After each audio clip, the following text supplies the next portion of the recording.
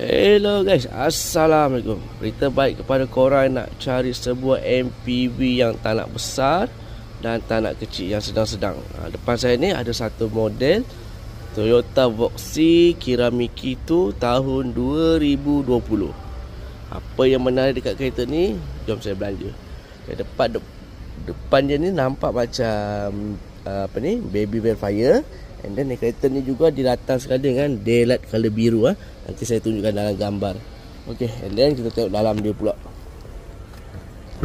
Okay, dalam dia sama macam biasa. Dia kasih ada controller untuk Windows. Okay, mileage dia baru 28,000 lebih. And then kereta ni didatang dengan 7-seater fabric. Okay, yang menarik lagi, kereta ni dalam ni ada lampu lagi kiri dan kanan. Tu aksesori yang dah ditambah dari Jepun lah. Owner dekat Jepun dah tambah. Okay, ni seat belakangnya lah 7-seater. Alright. And then kereta ni juga didatang dengan roof monitor. Okay, dia ada roof monitor lah. Okay, jom tengok belakang. Okay, kereta ni datang dengan 2 power door, tapi dia tidak ada power boot. Okay, ni belakang dia lah.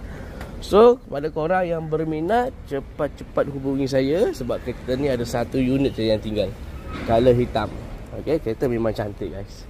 Alright. See you. Assalamualaikum.